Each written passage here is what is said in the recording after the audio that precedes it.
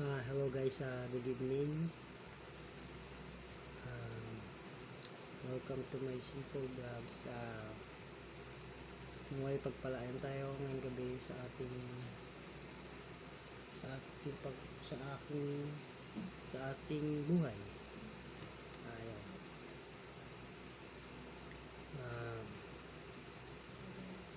Share lang tayo ng konti.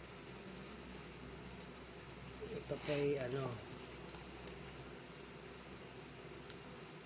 nais ng Diyos na tayo ay maging mayaman tungo sa Kanya. Continuation lang po ito ng ating talakay ko, no?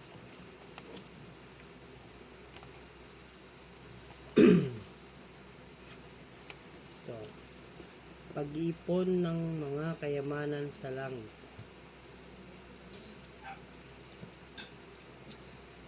Sabi sa Mateo 6:19-21.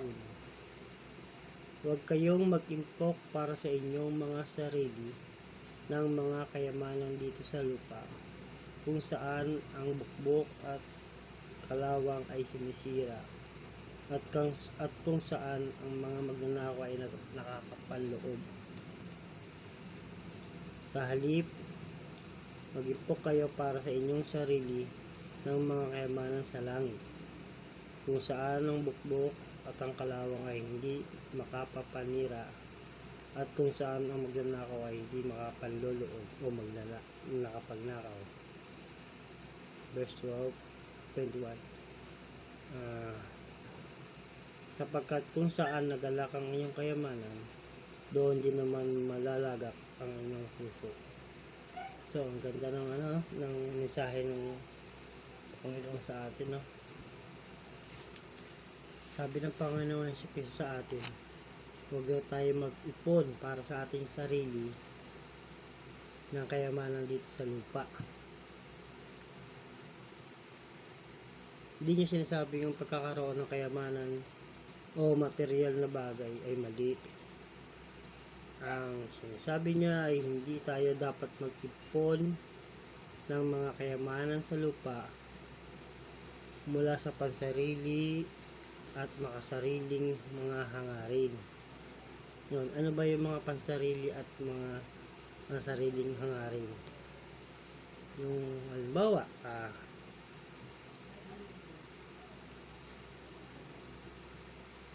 yung nagpapayaman ka lang ng mga material na bagay para sa sarili mo, na kahit nakaka-apak ka ng ibang kapwa mo, ay yan ay hindi maganda.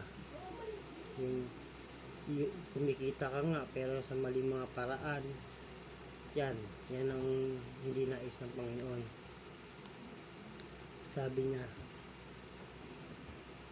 pinaliwanag niya na ang mga ganoong mga kayamanan sa lupa ay hindi magtatagal, sapagkat dito ay nabubukbok o nabubulok. Diba? Tama naman. Anumang bagay na nasa dito sa lupa, kahit anong bundar mo pa, mansyon, maraming pera, diba? Lahat ng bagay yan ay nabubulok, kinakalawang, nabububok, inaanay. Yan ay hindi mga tunay na kayamanan na dapat hindi tinutuon ng ating puso sa kanila. Yan ang mga dapat hindi natin pagtuunan o pagsimikapan na maging mabuti tayo dapat lagi. Kasi sabi sa talata 20, sa halip ay mag-impok tayo para sa inyong sariling kayamanan sa langit. Yun, kayamanan sa langit. Ano ba yung mga yun? Diba, syempre sa langit, eternal heaven, yung mga bagay na yun, walang nabubulok doon, lahat doon maganda, basta hindi siya nabubulok, walang mga anay, walang mga hindi kakalawangin. Yun kayamanan natin sa puso ba, na dapat natin pagyamanin, na tayo'y maging katulad ni Jesucristo, mababang loob, mapagmahal, maunawain. Kaya't mag-impok tayo ng kayamanan sa langit na walang makakakuha, kalbatamang langit. Kaya dapat ang pag-impok natin, paano ba tayo mag-impok ng kayamanan sa langit? Siyempre, unang-una, yung 10 commandments, diba? Ano ba yun? Dapat yun sinusunod natin, at hindi tayo sumusuway sa utos na yun. Although syempre tao lang tayo, may pagkakamali, pero dapat alam natin yung mga bagay na mali sa lupa at bagay na tama sa lupa, kasi lahat yan harvestin natin sa langit, diba? Kaya mas mabuti na tayo maging magpakumbaba sa lahat ng oras, pagkakataon, at ibigay natin yung tuon natin sa Diyos na nagbigay sa atin ng buhay dito. Kasi temporal lang ang buhay natin sa lupa eh. Hiram lang ba, diba? Nakikiraan lang tayo rito. Ang tunay na buhay doon sa eternal, yun yung heaven with God, sa Panginoon, kaharian ng Panginoon. Yun ang tunay na buhay natin na dapat pagsumikapan. Sample. Ano ba sample ng mabuting puso para makapag-impok tayo ng kayamanan sa langit? Tulad ng pagtulong, pagbibigay ng unawa sa kapwa,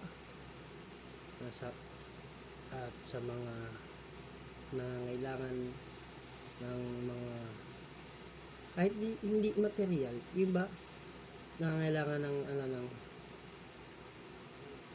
pangangalaga, unawa, na pag may problema, iba ka comfort natin, di ba? Aside from that, dapat tayo maging itulungin at walang kapalit na hinihingi, walang hinihinging kapalit. Yan siguro isa sa mga bagay na mas kararangan ng Panginoon sa atin.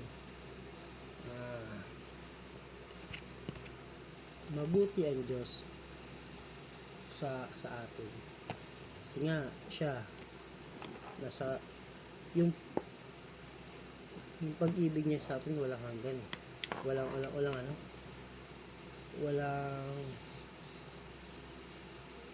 tawag dito, walang limit, di ba? Ako, alam ko hindi ako mabuting tao, pero simula nung nakilala ko ang Panginoong Jesus Cristo, syempre mas naunawaan ko yung buhay ko sama ng aking pamilya, at bibigay natin ang ating best para sa Kanya. Hindi man ngayon mga bagay na hinihingi natin at dinadasal natin, alam ko darating yan at the right time, kasi piramis na ni God yan eh. Kapag may problema tayo, tanungin natin siya, ask Him, seek Him. I'm sure pagbubuksan tayo ng pinto, diba? Sa kalangitan niya ay maraming pinto, kwarto para sa atin na hinanda ang Panginoong Jesucristo. Kaya mga kaibigan, maging mabuti tayo sa kapwa at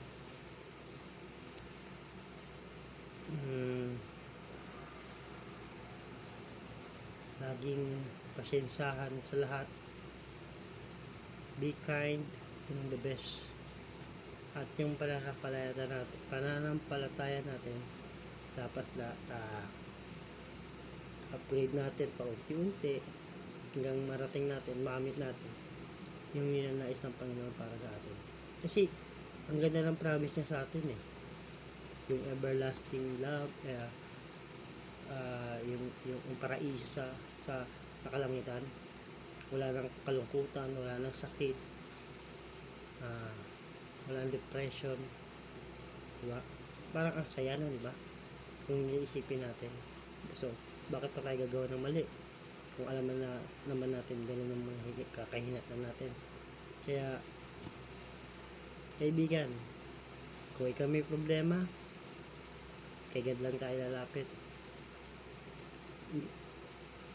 Siya lang ang ating solusyon sa buhay natin. Huwag tayo matakot umiyak, pagtapat ating nararamdaman sa Kanya. Lagi lang tayo makiusap sa Kanya. Magdasal. Yan ang number 1 paraan para makipag-usap sa Panginoong Hesus.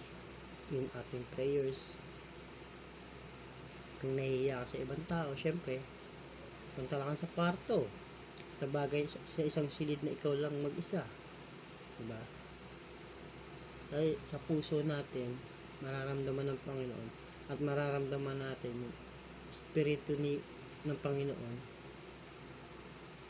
sinasagot na ang ating mga katanungan at ating kahilingan na ninanais natin para sa ating buhay at ating pamilya. So guys, thank you for watching and God bless all. Meron pa ako ditong share ko lang yung konting sa Psalms, no?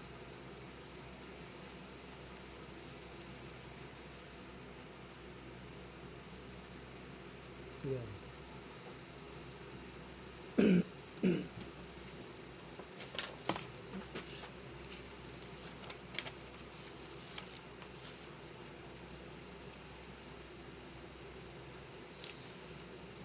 Kung ikay makasalanan,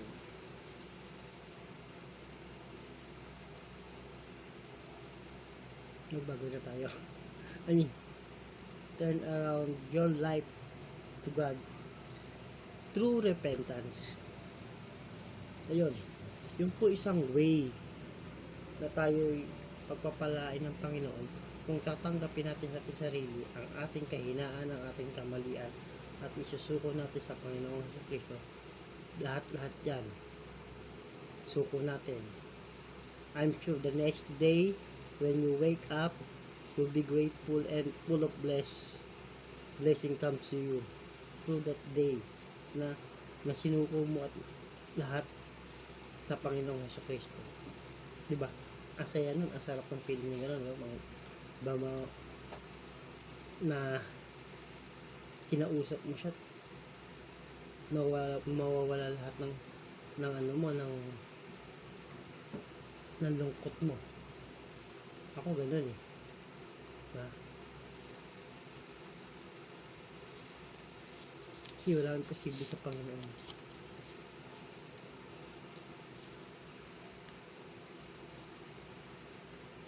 Prayers tayo, prayers. Nalagyan ballpen ko, excuse me.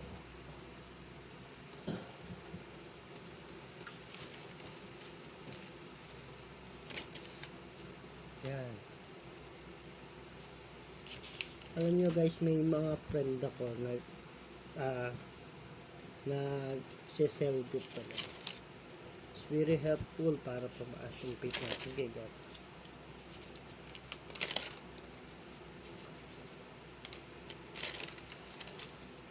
Ito, ganyan sinabi sa Romans 5 ito. He died in our place. God demonstrates His own love toward us in that while we were yet sinner, Christ died for us. Diba? Ang sarap, ang sarap tanggapin yung gano'n, no? Na tinubos tayo ng Panginoong Hesus sa ating mga kasalanan. Lahat nilinis niya ating kasalanan. So, bakit tayo nilalapit sa Kanya? Siyempre,